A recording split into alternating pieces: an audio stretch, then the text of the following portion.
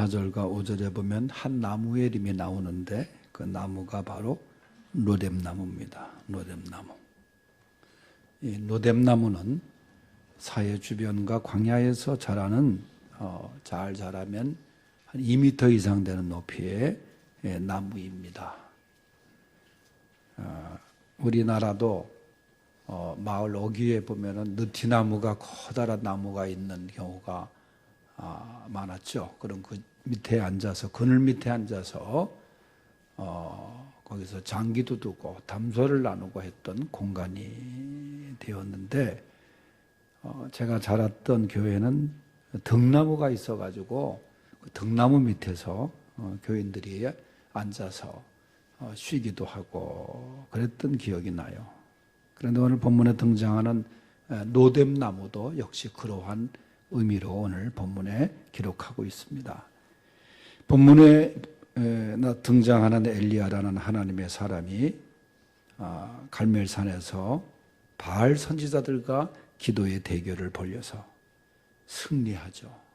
불의 응답을 받고 바알 선지자들을 전부 전멸을 시키고 정말 통쾌한 승리를 갈멜산의 승리를 거두고 이제 난 이후에 오늘 말씀이 이제 전개되고 있습니다. 그 소식을 들었을 때 가장 충격을 받고 또 복수심에 불탔던 사람이 바로 당시 왕의 아내 이세벨이었습니다. 그 이세벨은 하나님을 믿는 사람이 아니라 이방신을 섬겼던 그런 아주 신앙적으로 볼 때는 불신과 오히려 하나님의 사람들을 또 이 하나님을 믿는 사람들을 이제 말살하려고 하는 그런 사람이었어요. 아합은 이세벨의 움직임에 따라서 움직이는 아주 호사비 같은 왕이었습니다. 그때 이 아합의 아내 이세벨이 엘리야를 그냥 두지 않겠다, 죽여버리겠다는 거예요. 그 소식을 들은 엘리야가 도망을 칩니다. 이 모습을 보면은 조금 전까지만 하더라도 하나님의 능력으로 바알 선지자들을 물리쳤던 사람인데 너를 죽여버리겠다고 하는 한마디에 도망을 치고 말아요.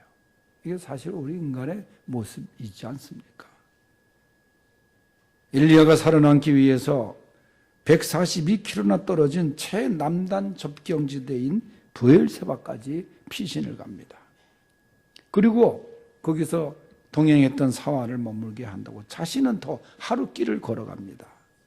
깊은 산속에 홀로 들어가서 한 로뎀나무 아래 앉아서 하는 말이 하나님 지금 내 생명을 취하소서. 그래요. 살려주소서가 아니에요. 나를 구원하소서가 아니고 차라리 나를 죽여주옵소서. 자기가 그러면 목을 매든가 뭐 어떻게 하든가 할 텐데 그러고 나서 잠을 자고 말아요. 잠을 자. 그러니까 하나님께서 그 모습을 보실 때 얼마나 한심했겠어요. 사랑의 하나님이 그 엘리야의 모습을 보시고 천사를 보냅니다. 그리고 그 천사를 통해서 엘리야를 다시 일으켜 세워요. 그래서 엘리야가 40주 40야를 다시 걸어서 하나님의 산 호렙산에 도착했다 하는 것이 본문의 내용입니다. 오늘 시간에 그래서 로뎀나무 아래서 경험한 하나님의 은혜, 어떻게 보면 로뎀나무 아래서 주었던 은혜, 어떻게 보면 이게 교회가 아닌가, 로뎀나무라는 그런 의미도 생각을 하게 되는 말씀입니다. 로뎀나무 아래서 첫째는 탄식을 들으시는 하나님이십니다. 4절을 다 같이 한번 읽어보겠어요. 시작.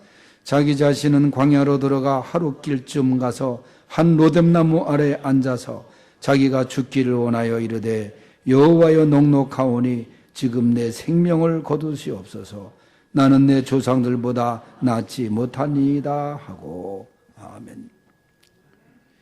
저를 죽여주시옵소서, 그런 얘기 아니겠어요? 이세벨이 보낸 자객에게 발갈될 것이 두려워가지고 엘리야가 도망을 가잖아요. 더 깊은 곳으로 들어가서 한 로뎀나무 아래서 그가 차라리 저를 죽여주십시오. 탄식을 하면서 고백을 합니다. 말씀드린 대로 조금 전까지 갈멜산에서 하나님의 임재와 능력을 경험한 사람이 아니냐 이거예요. 하나님의 큰 은혜를 경험한 사람인데도 불구하고 자신을 위협하는 이세벨의 말에 놀라서 도망을 치고 이제는 죽여달라고. 하나님 편에서 보면 얼마나 한심한 모습입니까?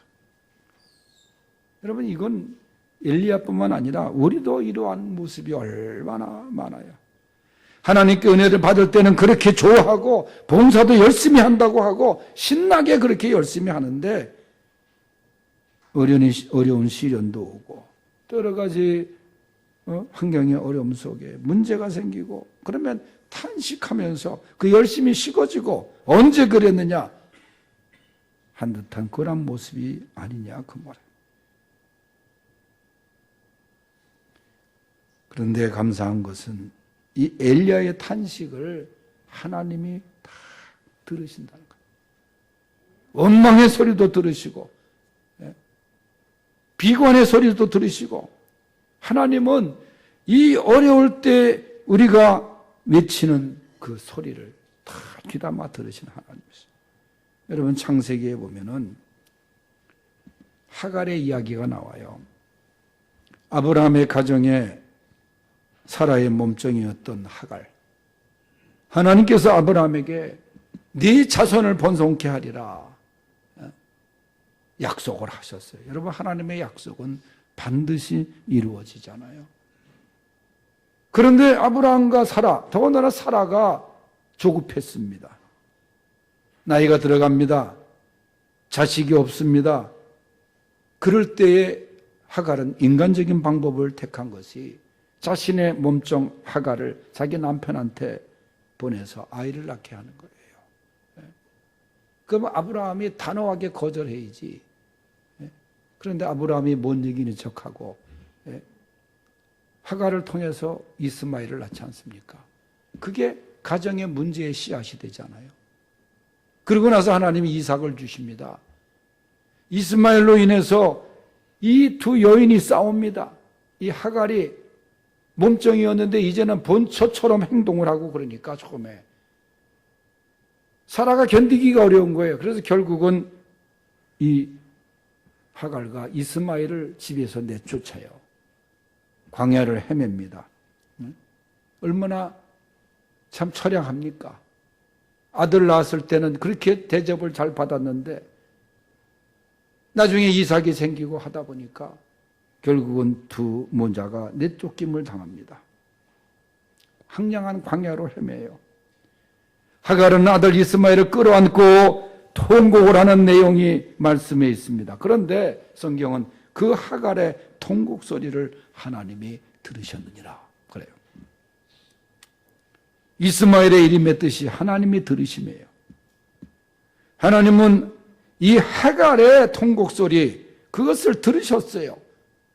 헤매던 모자를 보셨어요. 하나님은 들으시는 우리의 탄식을 들으시는 하나님이십니다. 내가 힘들고 어려울 때 나 혼자인 것 같고 하나님이 무심한 것 같을지 모르지만은 하나님은 우리를 다 지켜보시고 들으시는 하나님이시라는 것을 믿으시기 바랍니다. 성경에 보면은 내 작은 신음소리에도 귀를 기울이시는 하나님. 하갈이 모르고 있었지만 하나님은 사라의 불의를 묵인하시는 것처럼 보였지만은 하나님은 다 알고 계셨던 하나님이셨어요.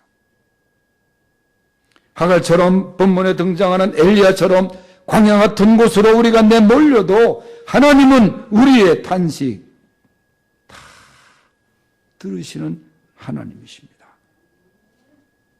성령 하나님께서 로마서 8장 26절에 보면은 성령이 우리의 연약함을 도우신다 그랬어요. 우리의 탄식을 다 들으신다 그랬어요. 로뎀나무 아래 거기서 경험하는 하나님 이렇게 우리의 연약함을 우리의 탄식을 들으시는 하나님이십니다. 두 번째는 어루만져 주시는 하나님이세요. 본문 5절을 우리가 다시 읽겠습니다. 시작. 로뎀나무 아래에 누워 자더니 천사가 그를 어루만지며 그에게 이르되 일어나서 먹으라 하는지라. 아멘. 7절 시작. 여호와의 천사가 또다시 와서 어루만지며 이르되 일어나 먹으라. 네가 갈 길을 다 가지 못할까 하노라 하는지라. 아멘. 하나님은 이렇게 어루만져 주시는 하나님이세요. 엘리야가 먼 길을 걸어 피곤합니다. 얼마나 긴장했겠습니까? 그래서 로뎀나무 아래에서 잠시 눈을 붙입니다. 사실 잠이 오는 상황이 아니겠죠. 홀로 로뎀나무 아래에서 잠을 잡니다. 사실 사환을 왜 머물게 했는지 모르겠어요. 한 사람 보초를 좀 세워야 되는데 이 로뎀나무가 이 사환도 놔두고 혼자 와서 잠들었어요. 이 모습을 본 하나님께서 천사를 보내십니다. 하나님의 천사예요. 하나님의 메신저가 천사 아닙니까? 천사가 내려와 가지고 엘리야를 어루만져 주었다. 이 말은 쓰다듬어 줬다는 거예요. 이렇게. 예? 여러분, 쓰다듬어 주는 거, 우리가 육체의 상처는 쓰다듬어 주게 되면 더 아프지만은 말이죠. 이 쓰다듬어 준다는 것은, 어루만져 준다는 것은 마음의 상처, 그것이 다 치유가 되고 그런 거 아니겠어요? 또 어루만져 준다는 것은 위로해 준다, 그런 뜻이 있어요. 하나님께서 천사를 보내서 절망감에 빠져 있는 엘리야를 위로하는 거예요. 예? 여러분, 쓰러진 사람을 다시 일으켜 주기 위해서 어루만져 줍니다. 쓰다듬어 줍니다. 옛날에 우리가 자랄 때 이 할머니들이, 어머니들이 이 자식이 배가 아프다고 하면은 뭐 약이 어디 있어요? 무릎 위에 눕혀놓고 쓰다듬어줘요. 예? 약간 까칠까칠한 손으로 쓰다듬어줘. 예? 그때 하는 말이 뭐예요? 예? 내 배는 똥 빼고 내 손은 약손이다 그래요. 그러면서 할머니들이 이렇게 쓰다듬어준다고. 지금은 할머니들이 손이 고와가지고 약효가 없어요. 옛날 할머니들은 일을 많이 해가지고 까칠까칠하고 호미 잡던 손, 그렇게 해야 효력이 있는 건데, 그러면 그 아이가 스르르 잠이 들어요. 약손에 의해서. 어루만져 주는 거예요. 이렇게 쓰다듬어 주는 거예요. 하나님의 손길은 이렇게 어루만져 주시는 하나님의 손길입니다. 위로의 손길입니다. 치유의 손길입니다. 고린도후서 1장 4절에 보면 하나님은 우리를 환난 중에 위로하시는 하나님이시라. 우리가 힘들어할 때, 우리가 지쳐있을 때 하나님은 우리를 어루만져 주십니다. 천사라고 하는 존재, 사람을 통해서든 환경을 통해서든 하나님께서 어루만져 주시고 위로해 주시는 분이심을 믿으시기 바랍니다. 세 번째는 로뎀나무 아래서 새 힘을 주시는 하나님. 우리 6절서부터 읽겠어요. 시작. 본즉 머리맡에 숯불이 구운 떡과 한 뭉 물이 있더라. 이에 먹고 마시고 다시 누웠더니 여호와의 천사가 또 다시 와서 어루만지며 이르되 일어나 먹으라. 네가 갈 길을 다 가지 못할까 하노라 하는지라. 이에 일어나 먹고 마시고 그 음식물의 힘을 의지하여 40주 40야를 가서 하나님의 산 호렙에 이르니라. 아멘. 오늘 말씀을 쭉 보면 말이죠, 하나님께서 얼마나 자상하고 또 참을성이 많으신 분인가 알 수 있어요. 여러분, 엘리야가 이 쓰러져 잠든 것 중에 이유 하나는 피곤했겠지만은, 여러분, 제대로 먹지 못해서 많이 배고픔에 있었습니다. 사실 배가 너무나 고프면 잠도 안 와요. 그런데 엘리야가 잠시 잠든 사이에 하나님께서 천사를 보내서 어루만져 주시고 머리맡에 숯불에 구운 떡 한 병 물을 준비하신 거예요. 떡도 그냥 떡이 아니라 숯불에 구운 떡. 내가 볼 때는 그 숯불에 떡을 쫙 굽다 보면은 그 냄새가 아마 엘리야의 코에 들어가지 않았나 생각도 해요. 떡도 이 구운 떡이 참 맛있잖아요. 가래떡을 여러분들 옛날에 뭐 연탄불에 구워서 먹었던 적도 있을 거고, 숯불에 구워서 그렇게 떡을 먹음직하게 잘 구워놓은 거예요, 천사가.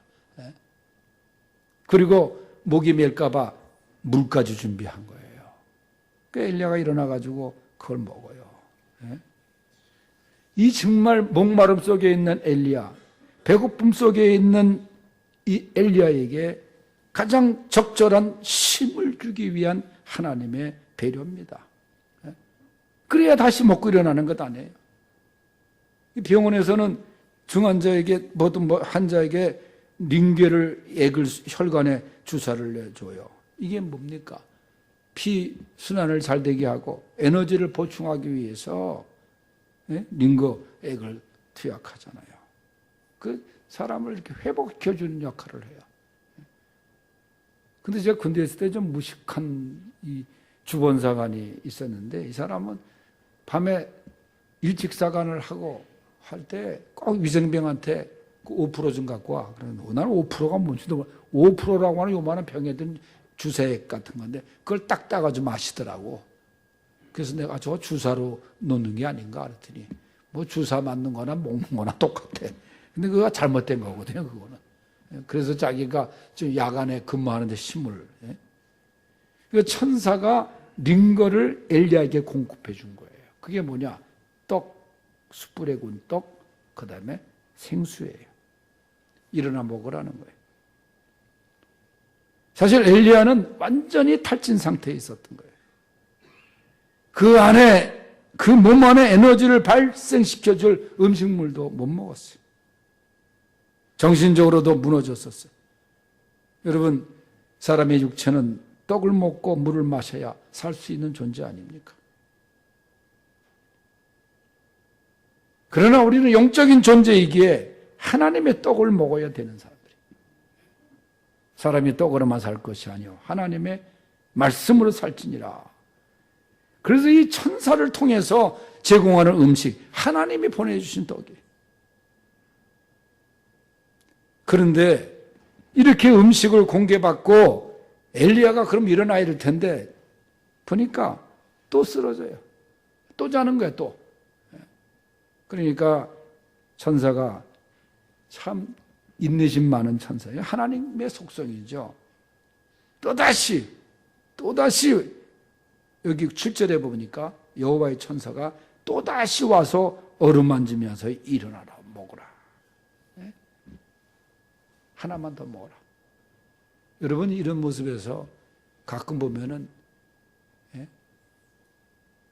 엄마가 자기 아들, 딸 안 먹는다고 할 때 한 숟갈만 먹으라. 저는 그런 장면을 요새 가끔 보는데 손자, 손녀를 통해서 보면 한 입만 더 먹어라. 한 입만 계속 먹이는 안 먹는다는 한 입만 더 먹어라.